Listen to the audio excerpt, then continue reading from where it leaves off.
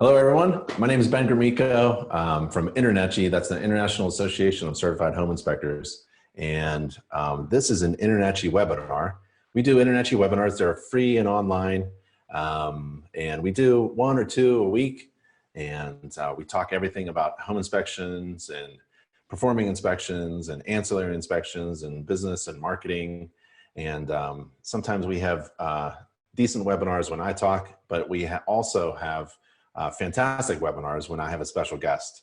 Like today, we have a special guest, my buddy Lon Henderson. Lon is a certified professional inspector through InterNACHI. He's also a certified master inspector. He's a master instructor with InterNACHI, and you'll find him at the InterNACHI House of Horrors, teaching hands-on live classroom training.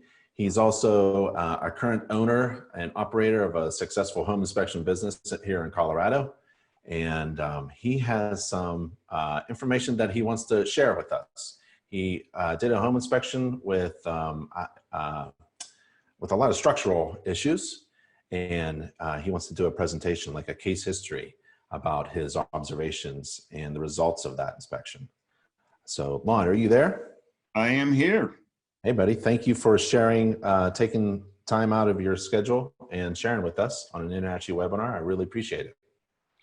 Oh, you bet. Sadly, the schedule's a little more open in the COVID era. Yep. But that's okay. You know, we tell our members, if you haven't yet scheduled a job today, keep on learning. Learn something new. So what are we going to learn today? So this is a little bit of a, give you the background here. About 7-8 weeks ago, I did an inspection on a house built back in the early 50s, and the garage had some structural issues. It had had some fairly significant settling sometime in the distant past, and not to mention somebody had collided with the front of the garage and pushed one of the corners in. So I'm doing a pre-listing inspection on this. And when I looked at the garage, you know, honestly, yeah, it was major structural movement, but it was old. The garage was stable. And so I gave the owner of the hot property two options as I saw it. One, get a structural engineer, do repairs, etc. But on the other hand, do cosmetic repairs to it and you know, call it good, just depending on what their approach was, and just deal with obviously, when they finally put the house up for sale, get you know, a new buyer and no doubt a new inspector. I told her, look, this is going to come up again in a future inspection, and you can see what they say and how you want to deal with it then versus now. So there were several issues going on with this garage, and she got her handyman in to fix some of the stuff that I had pointed out. Well, the handyman had a different spin on it than I did and got fairly excited about the movement in the garage. And he and I had a conversation about it, and he was more of the opinion, this needs to be fixed right now. So she got some contractors in and got various bids. Some of the bids were one bid was $24,000 and one bid was $11,000. So quite a bit of difference there. So along the way, I get re-involved in this, and we get a structural engineer out to take a look at it. And I joined the structural engineer and a contractor at the same time to look at it. So I shot a video on this second visit, not with these guys involved, just me walking through, looking at it and stuff. So why don't we do the video? And this is my first time doing a Zoom, so hopefully it'll proceed fairly smoothly. And I will pull up that video here. Sure. And we will see if it goes. Yep. So as we come up to the garage, We see some movement here in our garage door jamb.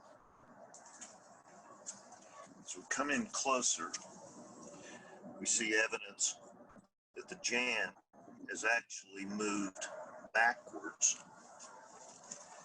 Come around the corner, we see a break in the bottom plate there, and we see how the plywood is curved in here, showing us that our king stud framing here has moved inward. We also see the corner of our driveway slab is broken and settled some. And then when we look at the wall here, you see some cracks coming off, radiating out of there, showing evidence of an impact on this corner. But as we go around the side of the garage here, we get to the window area and we see a large crack coming off the edge of the window, going down, corresponding to a break in the slab, and then coming up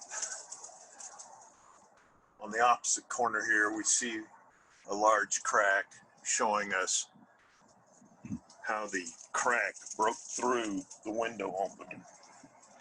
Further down the wall, we really have nothing. We look very good.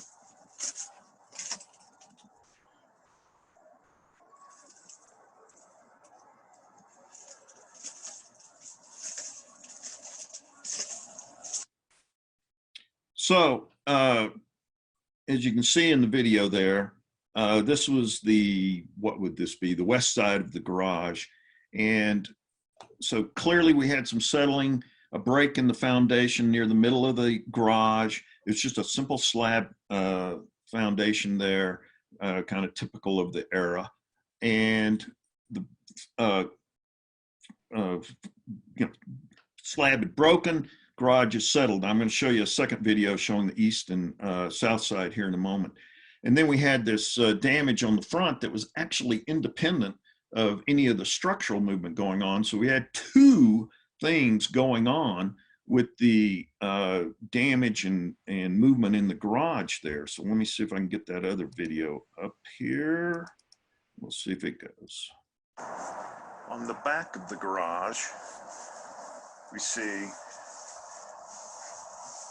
minor evidence of a corner wedge crack trying to form there, which is generally not as structural. But as we get to the middle, we see a large crack here. Interestingly, no evidence of it breaking up through the brick. We look very good on our brick.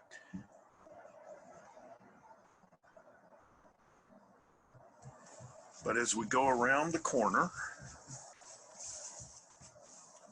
we come around the corner and we see a crack in the slab below the door.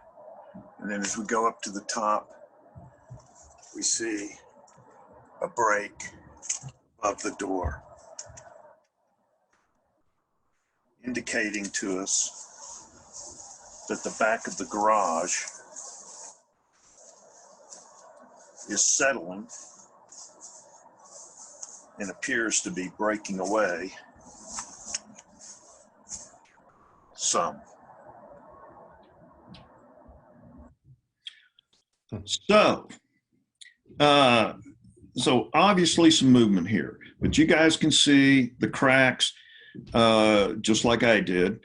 And so now with the handyman getting the getting the owner fairly concerned, the real estate agent who's going to eventually list this is now thinking, well, you know, maybe we should get this fixed rather than just see what a future buyer says.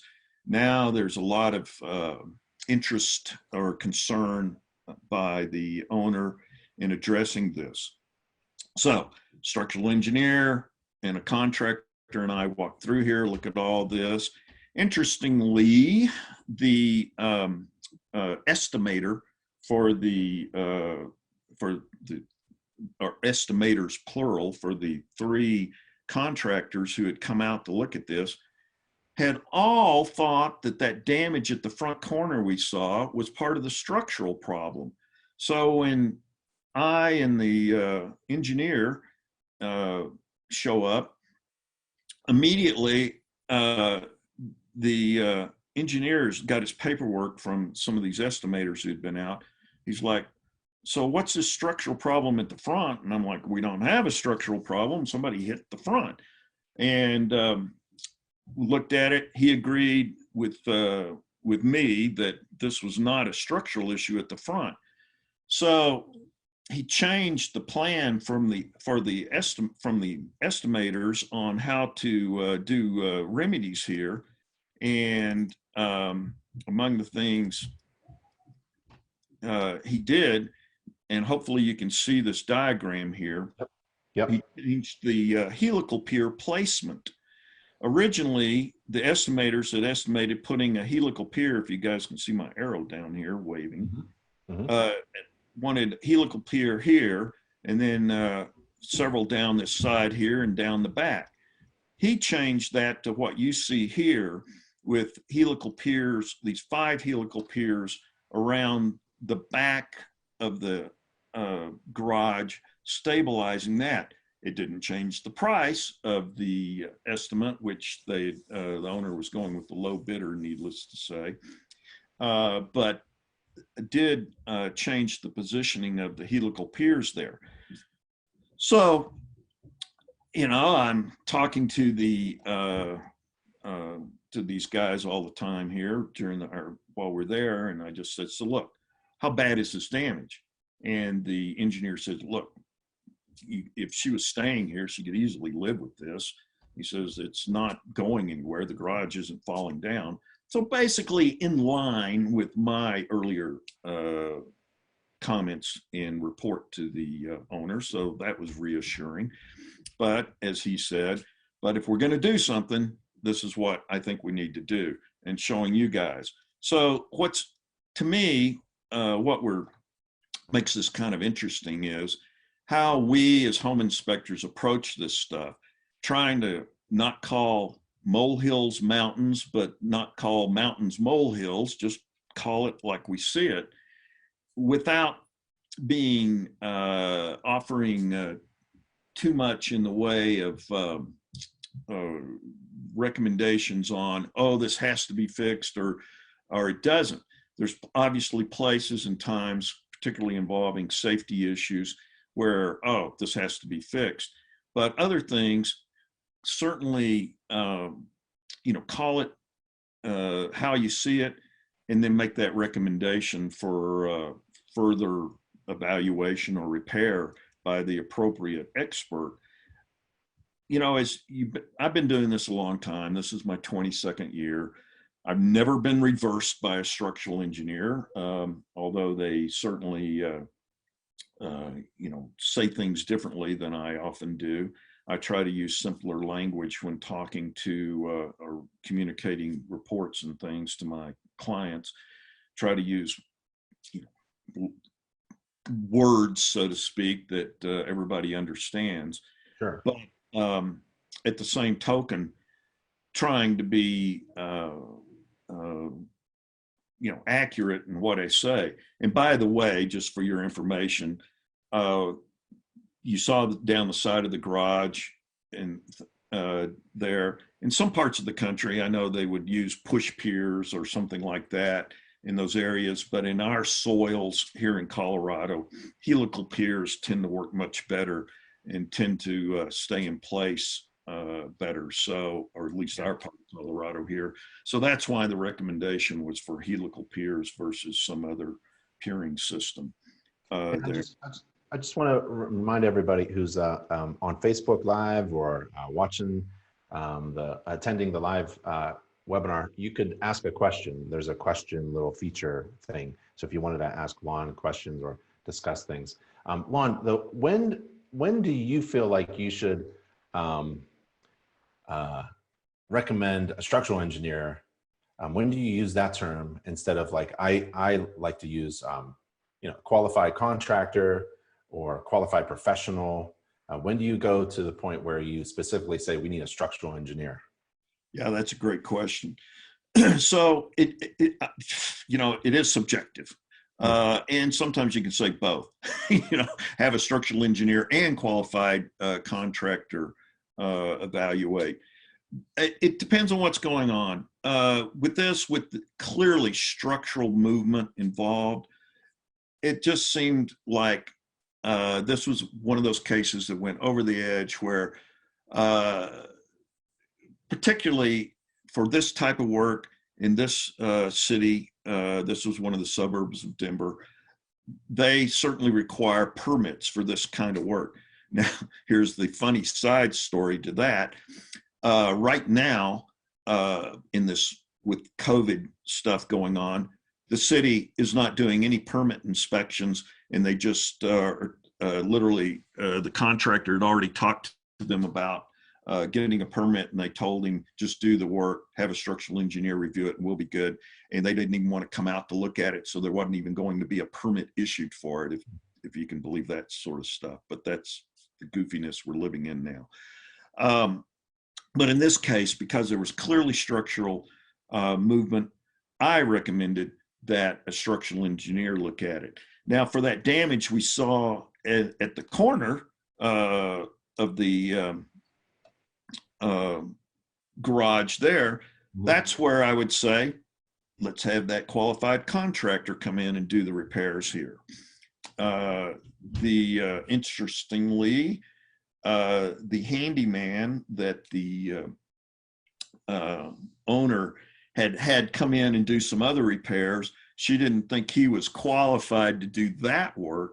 So she was asking me for the name of some other contractors who could be, that I thought could be qualified to do that work. And I keep a list of contractors of, all trades or many trades that I recommend to people. And look, everybody does this differently or has their own approach. For me, I don't, these are not guys that I get any referral fees from or anything. They're just names of people that I've liked, that I think are good. And I just say, here, here's some names of some guys. And frequently, some of these guys don't even know that I referred them out. They're just guys and gals that I think do good work. What about that handyman? Was he on your side or? No, the handyman was not one of my referrals. That was somebody that she came up with, that she had. But he was in after you and was saying, "Oh, your home inspector doesn't know what he's talking about," or what? He didn't go that far, thank goodness, bless his heart. As you know, we frequently get that where, some tradesperson comes in and says, "Oh, your home inspector was an idiot." This guy didn't do that. He just came in. One thing, to do his work in the garage, he had to clear a bunch of stuff out of the way that I did not move during my inspection. Right. And so when he got that stuff out of the way, he calls me up and he says, that bottom sole plate has moved 2 inches. I'm like, holy cow, that does sound bad. And I didn't see that. Well, what he was talking about was, let's see here if I got the still of that here. Yeah, he was talking about this here. Well, that wasn't structural. That was somebody hitting the front of the garage. And interestingly, the elderly lady that lived here swears she didn't do it, and there wasn't any damage to her car. So she kind of lives off a slightly busy street. You guys may have heard the train going by also when I was shooting the video. Yep. And she speculated that somebody pulled into her driveway and whacked her garage, and stupid stuff happens, so maybe it did. But the handyman, saw that, and apparently thought that was part of the structural movement. So he misinterpreted, what was going on there. And, you know, um, Yeah, handyman and contractors. I mean, I think they're missing an opportunity to have a good relationship with their local home inspectors. oh my God, I you are keep so, hearing a contractor, we make all these recommendations and the contractor comes in and feels like there's an opportunity to bash the last person in and say that the home inspector missed all his stuff or something instead of having a good relationship. and Yeah. honestly, it's one of these things that baffles me a lot because we send a boatload of business Right. to contractors, handyman, all these people. And then yet they'll come in and go, oh, the home inspector missed this or did that. It's like, well, no, dude, we didn't miss anything. That's why we recommended you. Uh, and, sometimes I've had conversations with contractors where I point this out and they go, oh, that is a good point. Yeah, you guys do send us business. It's like they weren't really thinking about it until it's pointed out to them. Hey, I saw a picture of some displacement or some separation above the garage door or one of the doors, like where the lintel was. It was separated by, yeah, that So this is 1925. above the window here. Oh, window. Yeah. Now, when I see something like that, you know, there's always that general rule where you get a quarter on the edge, and if you can stick it in a crack, that's something significant. Well, that's several quarters there. That's $1. Yeah. So, So that goes back to, oh, hey, that's structural. yeah. Uh, you don't But did any the lintel move there? Did the lintel move? the lintel, maybe it slipped a little bit, Yeah. but it was still bearing on the edges of the framing and brick there, so it was still performing, shall we say. Yeah. But Yep. you know any movement falls under that broad umbrella of structural. Hmm. But not all structural movement needs remedial action. And for beginning inspectors in particular, it is common and understandable when they see anything going on to say, oh, we need either a structural engineer or a qualified contractor to come out and do an evaluation and or repairs. And that's okay.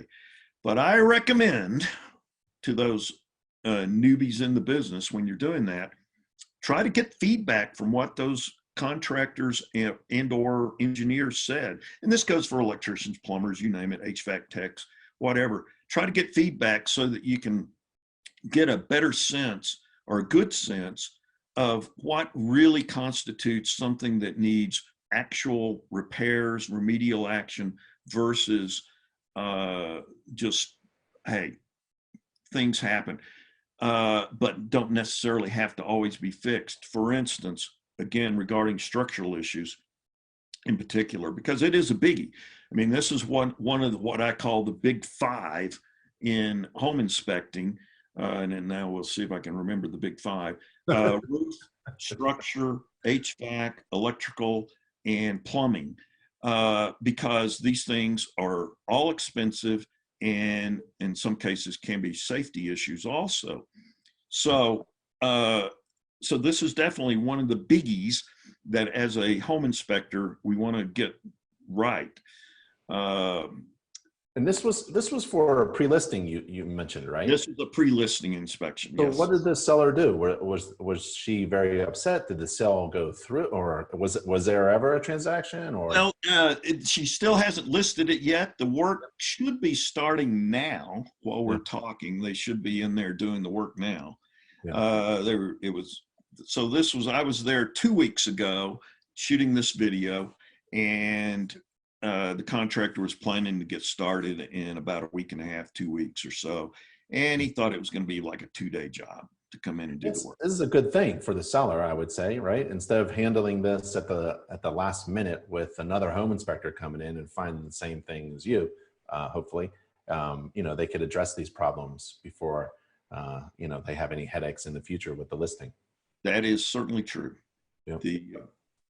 It's, and I found, obviously you know, in the house, there was other things going on. We had issues with some of the plumbing Sure. and, you know, in the electrical. I mean, we had an FPE panel in there, Federal Pacific Electric panel, which had issues also. So she was spending a fair amount of money getting ready to sell. The flip side is she had the equity position to do it, not to mention the type of repairs that, and I look, again, I've been doing this a long time. So, and I've done a lot of fix and flips myself over the years. What I've done 16 fix and flips.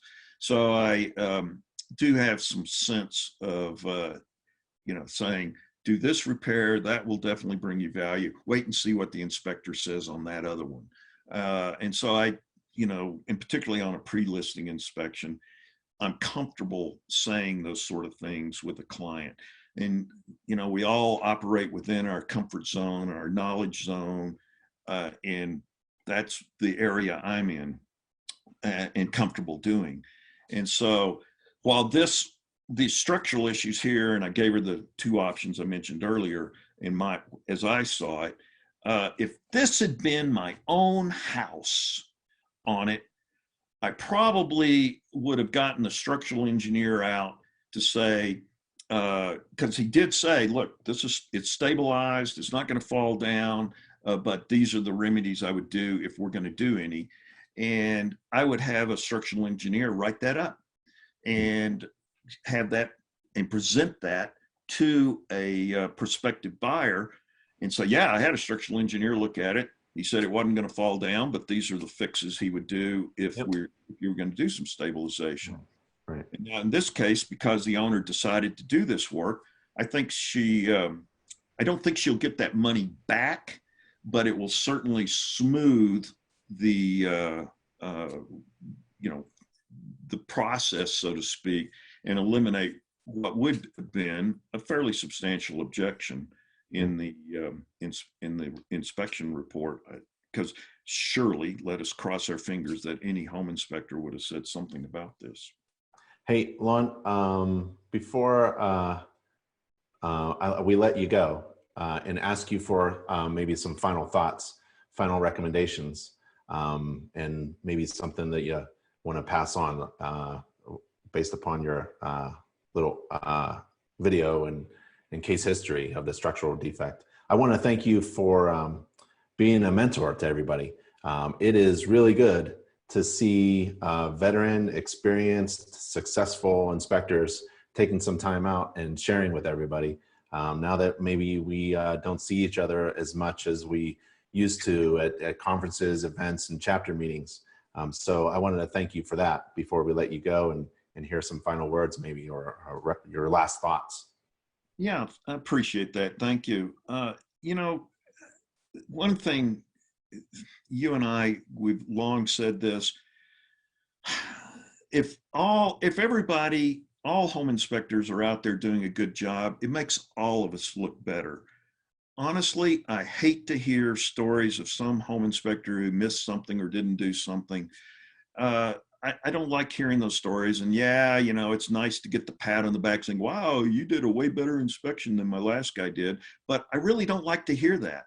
I like all of us to be great, because I think that is the best thing for our business.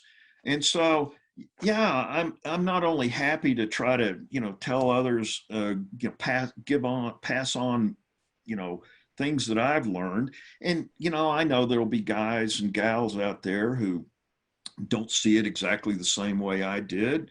And, you know, great. That's the, you know, what makes the world go round. And I love discussing that. But at the same token, I think it's worth hearing, you know, yeah, I've been around a while. I've learned a few things. I don't know it all every day. In fact, with this engineer here, he and I were chatting after walking around the garage and stuff. And I just told him, I said, you know, I like to attend these things with you guys because I learn something every time. And, you know, I've been in construction for, 40 something years total, home inspecting for 22 years. Technologies change, things change, recommendations, fixes, all this stuff is evolving all the time, and the learning never stops. It's just part of our business. Awesome. Lon, thank you so much for sharing your case history of a structural defect that you came across at a home inspection, a pre-listing inspection. Really appreciate the time, buddy. Thank you very much. Thank you. All right, everybody, stay safe out there. Thanks for attending. Stay safe and healthy. Thanks, Lon. Bye. Thanks. Yep.